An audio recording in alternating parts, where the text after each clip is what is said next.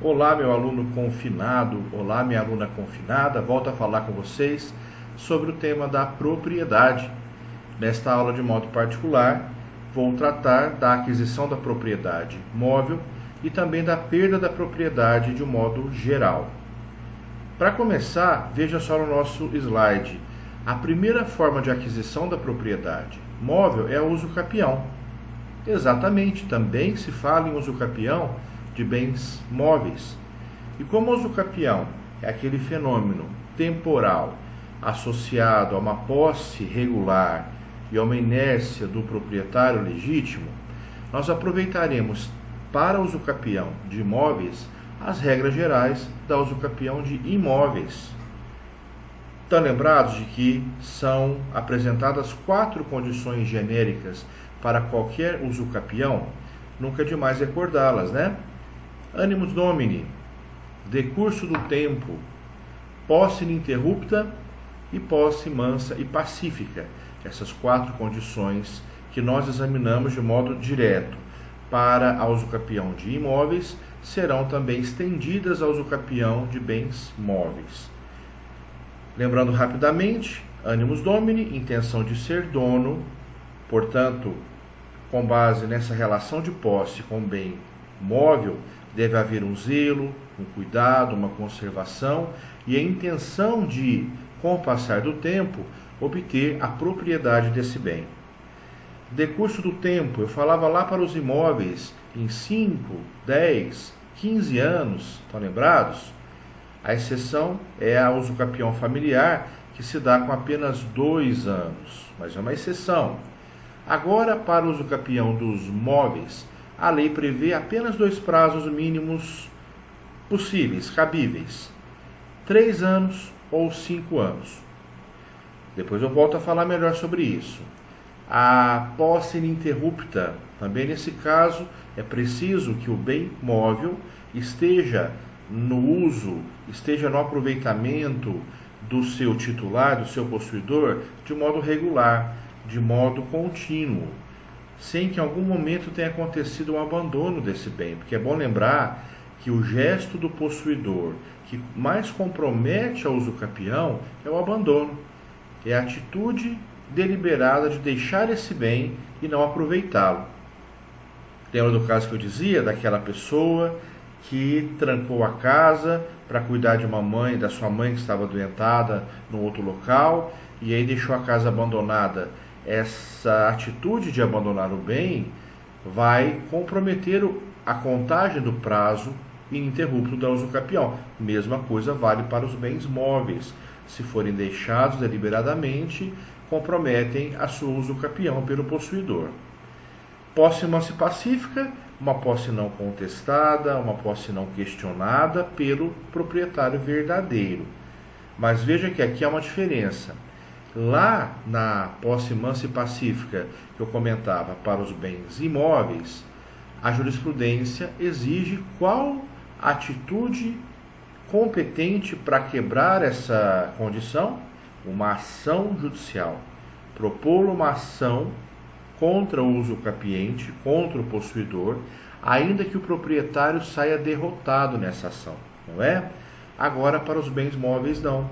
Como se trata de uma aquisição mais singela, de um bem sem grande expressão econômica, via de regra, basta qualquer atitude de manifestação de repúdio, de manifestação de resistência do proprietário que não deseja perder o que é dele. Tá? Então aqui, para os móveis, atos extraprocessuais, atos informais, atitudes diretas tomadas pelo proprietário são suficientes para afastar a posse mansa e pacífica. Agora eu vou tratar da questão do prazo, ou dos prazos mínimos que a lei prevê nesse caso. Eu dizia a você que são 2, prazo de 3 anos e prazo de 5 anos. Quando o prazo considerado é de 3 anos como posse mínima, se fala em uso capião ordinária. Quando se leva em conta o prazo mínimo de 5 anos, uso capião extraordinária. E antes que eu me esqueça, é bom reforçar que essa posse ininterrupta também permite ao usucapiente do bem móvel somar ao seu tempo de posse o tempo de posse de um antecessor, o tempo de posse do seu pai que já faleceu, o tempo de posse de alguém que lhe transferiu para o contrato, por um ato inter vivos, o seu exercício possessório, as mesmas dinâmicas que nós consideramos para a transmissão de posse lá da usucapião imóvel, nós vamos também aplicar a usucapião móvel. Em outras palavras, se eu tenho lá um bem móvel comigo, já, por exemplo, há 2 anos, falta um ano só para que eu obtenha a sua usucapião, mas eu não quero mantê-lo comigo, vou, enfim, dispor dele, eu passo para você essa posse por um contrato de transmissão de posse, ou um contrato de cessão do direito possessório, e aí você pode completar o tempo que falta. Só que a condição, vamos lembrar, é que o meu tempo de primeiro possuidor também tenha sido ininterrupto. Essa é uma exigência literal do Código Civil, que vai valer tanto para a usucapião do imóvel, quanto agora para a usucapião do bem móvel. Bom, feita essa ressalva, quando se aplica a usucapião ordinária do bem móvel, portanto 3 anos? Quando o requerente obtiver ou apresentar justo título e boa-fé. Ele obteve um documento, por exemplo, quando ele adquiriu aquele bem, ele recebeu um contrato de compra e venda, recebeu um documento de propriedade, mas na mesma situação relatada lá atrás, ele, por exemplo, comprou esse bem de que não era o seu dono. Então, a pessoa que vendeu a ele o bem o enganou, mas ele não sabe, ele está de boa fé. Então, ele está munido de 2 elementos favoráveis a obter o usucapião mais rápido: justo título e boa fé. E aí, claro que a lei vai prever um prazo menor para a configuração dessa usucapião, 3 anos. Quando, por outro lado, ele está nessa posse, porém não tem justo título e não tem boa fé, quer dizer, ou independentemente disso, vamos supor que ele não tenha nem documento algum e esteja de má fé, sabendo que o bem não é dele. Nesse caso, a lei prevê o prazo de 5 anos para a usucapião. E aí se fala em usucapião extraordinária. Ok? Então também é possível acontecer, também com algumas formalidades que vão ser admitidas no caso, para que se possa antecipar, se possa adiantar a aquisição dessa usucapião de bem móvel. Tá? Claro que do ponto de vista quantitativo, do ponto de vista prático, é muito mais comum e muito mais importante a usucapião de bens imóveis, em razão principalmente da grande expressão econômica que o imóvel revela quando comparado com o bem imóvel. Caminhando aí, veja lá que no nosso roteiro aparece a figura da ocupação. Você vai perceber que nós já tocamos desse assunto em aulas anteriores. Lá na nossa época de felicidade, quando estávamos em sala, despreocupados com vírus, caminhando para todo lado, buscando pamonha, buscando tudinho, essas delícias, né, que só o bebedouro proporciona. E eu comentava numa daquelas nossas ocasiões de encontro, de uma tal apreensão. A apreensão agora aparece para nós como ocupação. A ocupação ou apreensão é a tomada de uma coisa sem dono. É a tomada de uma coisa sem dono. Que lá para a posse se fala apreensão, agora para a propriedade se fala ocupação. A mesma coisa, com a mesma consequência prática. E é bom recordar que quando se fala em coisa sem dono, a coisa sem dono se desdobra em 2 categorias, né? A coisa de ninguém, ou res nullius, e a coisa abandonada, ou res derelicta. Coisa de ninguém e coisa abandonada. Bom lembrar que a coisa de ninguém é aquele elemento que nunca antes teve um proprietário. E eu dizia em sala, os peixes de um rio lá, nadando, saltitantes, felizes, na época em que a lei ambiental permite, podem ser capturados. E essa captura, essa obtenção desse peixe livre, que não pertence a ninguém, é uma ocupação. É a tomada de uma coisa sem dono, que nesse caso é uma coisa de ninguém.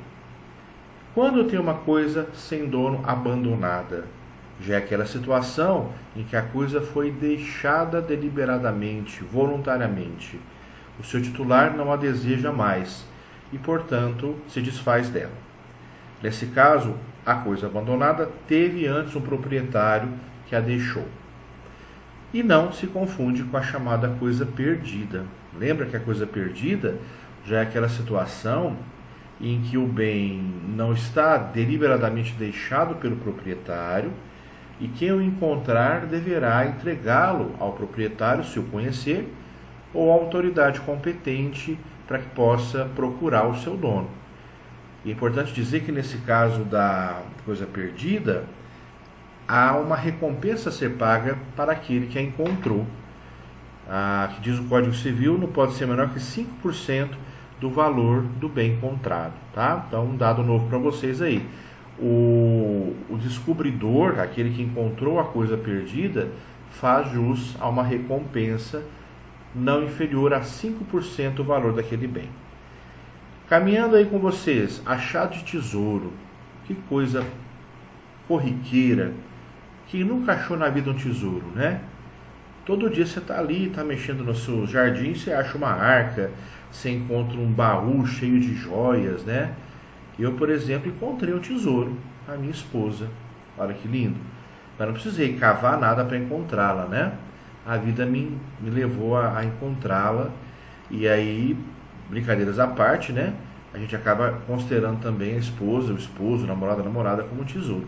Mas esse tesouro aqui que ali se refere é qualquer riqueza de pedras, de joias, que já não pertença a alguém dono daquele subsolo. Então, por exemplo, se eu encontro no subsolo jazida mineral, petróleo, alguma riqueza que a lei já entregue para alguém, isso não é achado de tesouro, isso não vai gerar a propriedade para mim, porque aquele elemento já tem seu próprio dono, que é o Estado. Então, atenção, o tesouro será toda a riqueza ali encontrada que já não pertença previamente ao Estado, porque o subsolo pertence ao dono do solo, só que nem tudo que está no subsolo é desse dono, será dele, senão já pertencer primeiro ao Estado. Essa ressalva é importante. Então vamos pensar que aí alguém vá preparar um terreno meu para uma plantação. A quem pertencerá o tesouro encontrado? Está lá trabalhando a terra, acha o tesouro. Diz o Código Civil que se essa exploração do subsolo foi autorizada, eu contratei lá o profissional para preparar a terra, portanto autorizei a atividade dele. Nesse caso, como foi autorizado, metade do tesouro é minha e metade é do descobridor daquele tesouro. Agora, claro, se eu próprio, estou explorando o meu terreno, o terreno é meu, e eu encontro o tesouro é inteiramente da minha propriedade. E mais, se o descobridor que explorou meu terreno não estava autorizado a fazer essa pesquisa, a fazer essa atividade, não foi em nenhum momento, não houve permissão para que ele agisse ali, ele perde o tesouro integralmente para o dono do terreno. Tá? Daí essa regra aplicada então ao achado de tesouro, que vai resultar numa aquisição de propriedade imóvel. Veja que aí há um desdobramento dessa questão, porque havendo uma autorização para a atividade, o descobridor será o dono da metade daquele tesouro que foi achado em terreno alheio. Então há uma diferença aqui de consequência. Um dado importante, você deve se lembrar que lá na classificação do negócio jurídico, ou melhor, dos atos jurídicos lícitos, há o ato-fato jurídico e há o negócio jurídico. Esse caso aqui ilustra o chamado ato-fato jurídico. Por que ato-fato? E já foi objeto até de prova da OAB. É um ato não pretendido, é uma conduta não planejada. Eu estava cavando a terra para outro propósito e acabei encontrando o tesouro. Então não se fala em negócio jurídico, não foi algo projetado ou desejado. Você pode falar, tá, mas qual a consequência disso? A consequência, veja só, é que como não se tem negócio jurídico, não se exige desse descobridor capacidade jurídica. Lembra que o artigo 104 diz assim, são requisitos de validade do negócio jurídico, agente capaz, objeto lícito, possível, não é? Isso não se aplica agora para o achado de tesouro.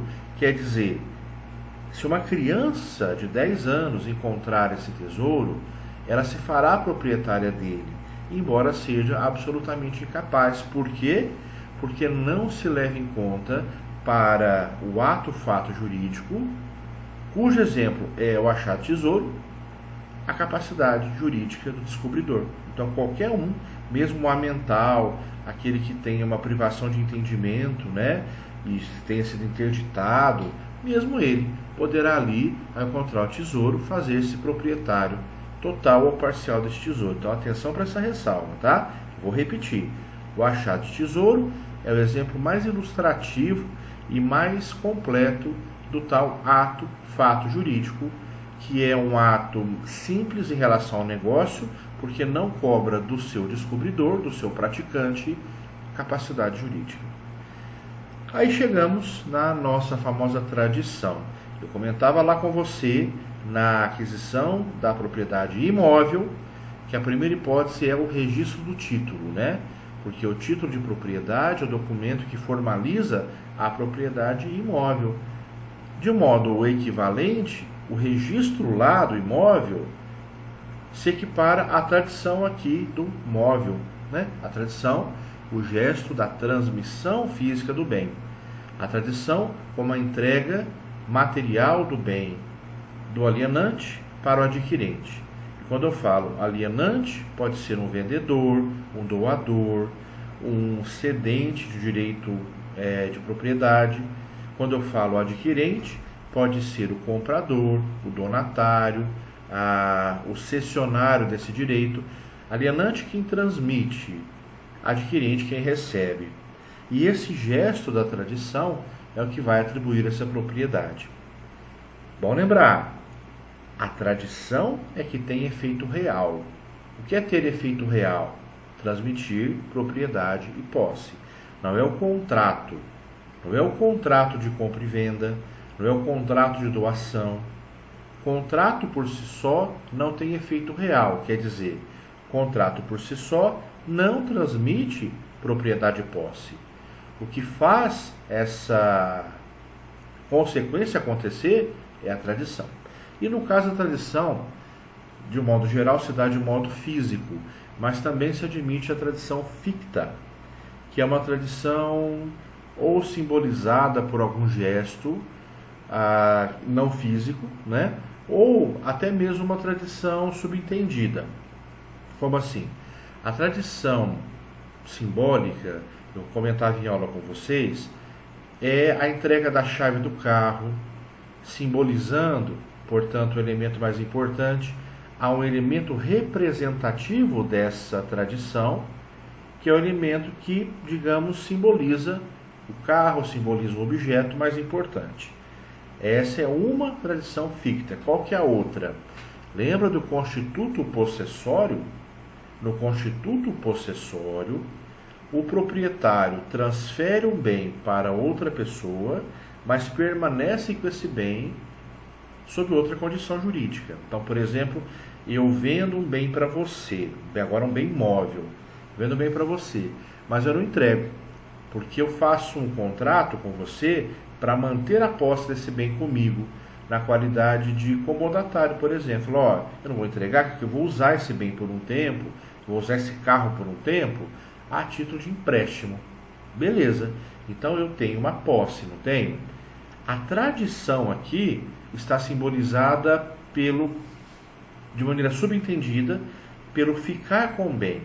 Em outras palavras, subentende-se que houve a tradição, no caso da propriedade para você, de modo apenas simbólico, de modo apenas formal. Porque fisicamente eu não entreguei o bem para você. Percebe? Então, claro, a propriedade foi a você, mas o bem não foi. Então, simbolicamente, o constituto possessório transfere a você a aquisição dessa propriedade. Simbolicamente, porque fisicamente o carro está comigo por um tempo, a título de empréstimo, a título de comodato. Ok? Vamos mudar aqui agora o roteirinho para falar da especificação. Agora, são situações bem curiosas, algumas até um pouco pitorescas, até um pouco engraçadas, mas o código tem que considerar qualquer possibilidade de aquisição de propriedade. E que é especificação? É a obtenção de uma obra nova, de uma obra criada a partir de uma matéria-prima. Então, eu tenho uma matéria-prima e eu faço desse gesso, desse cimento, desse barro, desse material bruto, uma obra construída. Eu construo algo a partir da matéria-prima. Então, a especificação é a obtenção de uma obra nova a partir dessa matéria-prima. E aí, aquele que faz a obra nova, o escultor, o artista, o pintor, né? O que obtém esse novo objeto é chamado especificador, que é, na verdade, o construtor ou o escultor, aquele que produz o bem novo. Tá bom, como é que fica essa regra então? Claro, o dono da obra nova é o dono da matéria-prima utilizada. Então, se eu tenho um cimento, eu faço uma escultura com cimento, o cimento era meu, a escultura é minha. Mas aí vem o código e começa a colocar situações. Quando a matéria-prima era apenas parcialmente minha, e eu fiz a obra nova é inteiramente minha. Aqui é uma questão de propriedade. Veja, a discussão central é: quem é o dono? Bom, se eu obtive uma obra nova de um material que metade só era minha desse material, não interessa. E eu fiz a obra nova é um aprimoramento, é uma evolução daquele objeto inicial. Do bruto eu obtive o construído, então eu sou o dono do construído. Claro, indenizando aí a parte que cabe ao proprietário da outra metade dessa obra, dessa matéria-prima. Mas veja, dono sou eu. E quando essa obra foi feita com base no material inteiramente de outra, inteiramente de outro dono, né? Aí que tá. Nós voltamos àquela discussão de boa fé e má fé. Fiz sem saber que era de outrem e, portanto, estava de boa fé, ou fiz na consciência de que o bem era de outrem, de que a matéria-prima não me pertencia nem parcialmente, portanto, estava de má fé. Como é que a lei vai regular isso aqui? Se o possuidor, se o descobridor, o especificador, estava de boa fé, essa obra será uma obra dele, porque ele supôs que a matéria-prima fosse dele, e ele vai ser o novo proprietário, indenizando então o dono da matéria-prima. Mas veja, não é questão de ser indenizado, isso vai ser reparado depois. A questão é, o dono da matéria-prima não pode reclamar a propriedade sobre esse bem.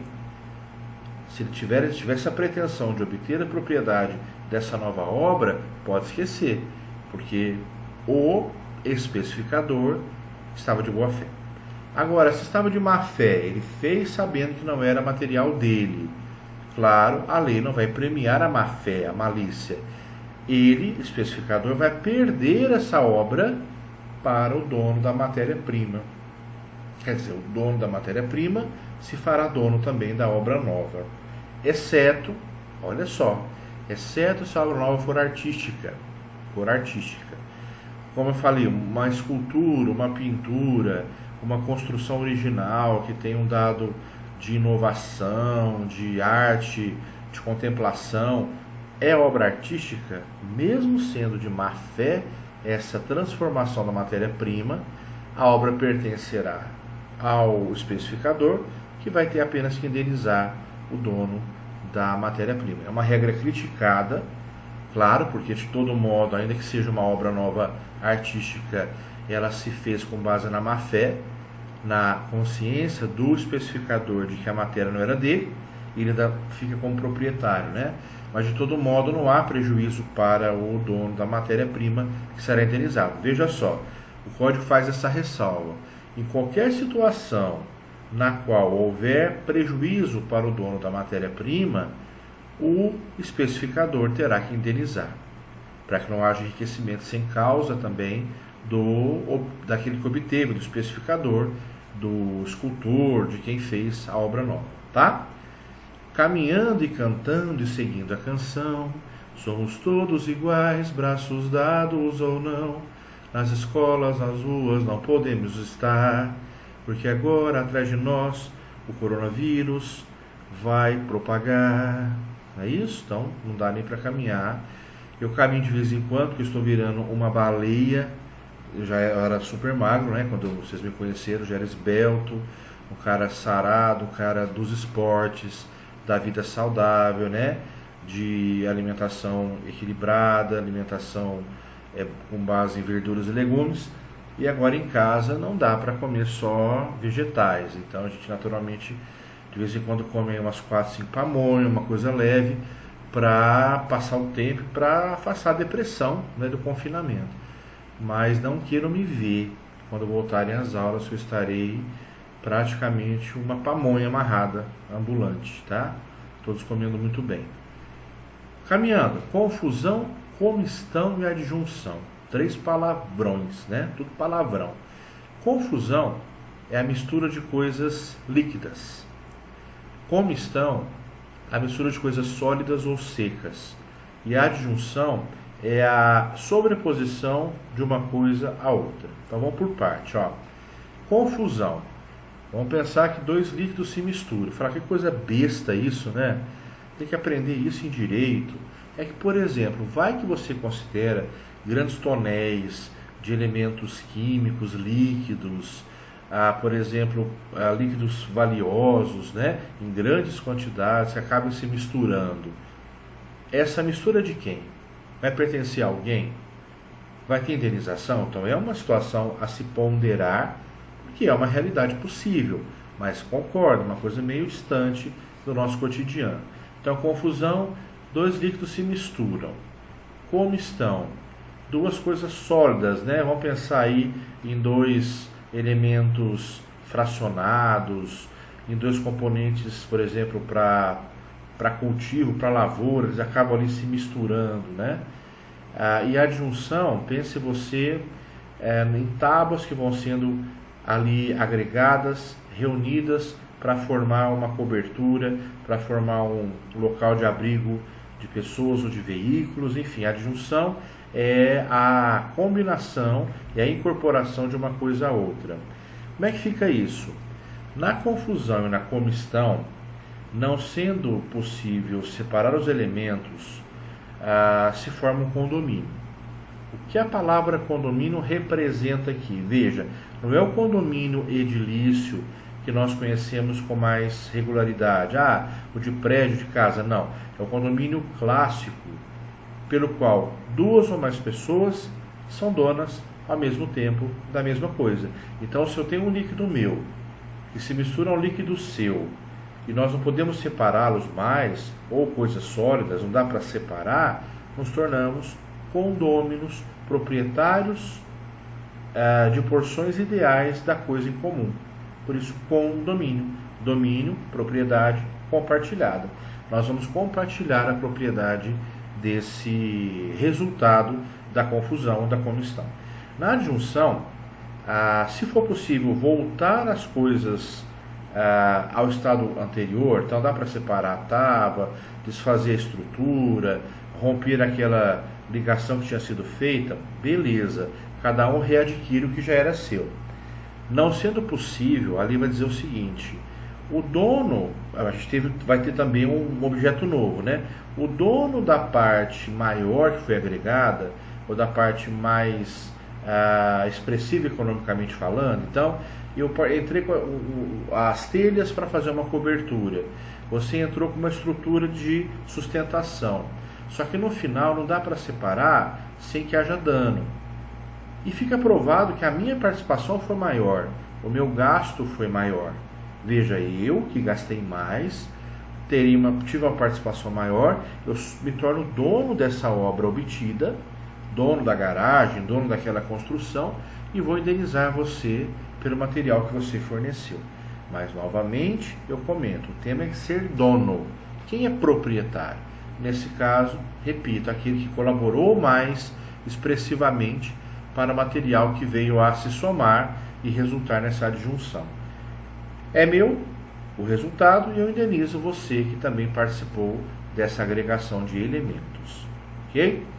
E agora, para a gente encerrar a aula, perda da propriedade. E aí, depois, na sequência, na próxima aula, eu já trato com vocês das relações de vizinhança. Um tema extremamente importante para você que pretende advogar na área civil, e eu convido a ser advogado nessa área, porque há sempre um encantamento meio besta pelo direito penal. A saber dos crimes, saber, né, de responsabilidades e tal. Quer ser rico, quer ganhar dinheiro? O direito civil te espera, meu amigo, de braços abertos. Pega um inventário bacana, né, joga uns 20% de honorário em cima desse patrimôniozinho, você não olha na cara de ninguém mais, você fica insuportável, porque você vai ser rico, próspero, sabe, cheio das propriedades. Então, venha faturar com direito civil. Direito penal é para passar fome. É lindo na teoria, na advocacia, terrível. Sofre ameaça de morte, terrível. Então, vem ser rico com direito civil. E aí vamos pensar então na propriedade. Perda da propriedade. Há umas situações, eu comento a letra A, em que essa perda se dará de modo genérico. Quer dizer, quando eu perco a propriedade? Primeiro, pelo abandono do bem. Se eu abandono o bem, eu estou deliberadamente renunciando à propriedade desse bem. Mas você comentou, professor, dessa hipótese para a perda da posse. Comentei mesmo, porque a mesma hipótese se aplica às duas situações. Quando eu abandono o bem, eu estou perdendo ao mesmo tempo posse e propriedade. Quer ver outra situação igual? Destruição da coisa. Quando o bem perece de modo total e desaparece, ou o bem foi destruído, ou foi tirado de mim, ora, não há mais um objeto sobre o qual eu exerça a minha propriedade. Não tenho bem, não tenho propriedade. Aquela regra que nós aprendemos, perece o direito quando perece o objeto sobre o qual ele era exercido. Portanto, aqui também, o perecimento, essa destruição do bem, leva a perder a propriedade. Desapropriação. Desapropriação é aquele ato público, procedimento público, em que o Estado toma a propriedade particular para si, alegando interesse público, alegando que aquela propriedade, incorporada ao patrimônio do Estado, tanto prefeitura, quanto Estado membro, quanto União, essa propriedade reverterá em benefício para a coletividade. Desapropriação, né? O gesto formal de tomar o patrimônio particular e incorporá-lo ao patrimônio público. Renúncia, que é abrir mão da propriedade, né? Não desejar mais ser dono daquele bem. E eu posso então, toma, recebe esse bem para você, estou renunciando à propriedade sobre esse bem. A tradição, porque na tradição eu entrego a propriedade operando o efeito real, né, dessa transmissão. E agora falar com você desse bem abandonado e vago, que é uma situação final que a lei regula, que é muito curiosa. Se de repente houver um bem abandonado, um imóvel, nesse caso abandonado, e não tem ninguém o possuindo, porque veja, uma situação o bem que foi abandonado e depois ocupado. Esse bem, embora abandonado, está sendo possuído. Não no sentido espiritual possuído, né? No sentido de ocupado. Aí tem toda aquela consequência prática de ficou um ano e um dia, o possuidor merece proteção legal, inclusive contra o dono desse bem. Ficou mais um tempo, 5 anos, já pode pensar na usucapião. Não é isso. É um bem abandonado mesmo, um bem que não tem nenhum ocupante. Diz o Código Civil que, passados 3 anos dessa situação de completo abandono, o imóvel passará para a propriedade do Estado, do poder público. De que maneira? Estando na zona urbana, ele pertencerá ao município ou ao Distrito Federal, caso esteja nas circunscrições territoriais de cada um desses entes federativos, né? Então, é bom lembrar que o Distrito Federal não tem municípios, ele tem regiões administrativas. Ah, professor, como é que fica então se o bem está lá na região de Taguatinga, está localizado em Ceilândia, em Guará, em Samambaia, que são as chamadas cidades satélites de Brasília? Não são municípios propriamente falando, né? São regiões administrativas vinculadas a Brasília. Então, de qualquer maneira, esteja-se bem abandonado onde estiver, no Distrito Federal, ele pertencerá ao Distrito Federal e não à cidade satélite em que foi ali identificado. Repito, porque não há municípios, ali há regiões administrativas. Agora, se esse bem estiver na zona rural, também há 3 anos, esquecido, sem nenhum ocupante, aí ele passa ao domínio da União, portanto ao poder federal. E uma coisa curiosa é que, havendo um gesto de abandono, né, não tem posse nenhuma, a presunção do abandono, segundo o Código, ela é absoluta quando nesse tempo de 3 anos não houve pagamento de impostos. Quer dizer, não houve atenção aos chamados ônus fiscais. Então, perde mesmo, né? O terreno ficou lá abandonado, 3 anos sem nenhum possuidor, e ainda se descobre, o abandono foi tão completo que o dono não paga IPTU nesse tempo todo, ou se é na zona rural, o dono não paga ITR nesse tempo todo. Quer dizer, cessando o pagamento dos ônus fiscais, não pagou IPTU, não pagou ITR, a lei diz, a presunção de abandono é absoluta em desfavor desse proprietário. E aí o Estado, então, vai incorporar, nas condições que eu já apontei, essa propriedade abandonada ao patrimônio seu, ao patrimônio público. Ok? A gente prossegue falando então na próxima aula sobre os direitos de vizinhança. Um abraço, até lá!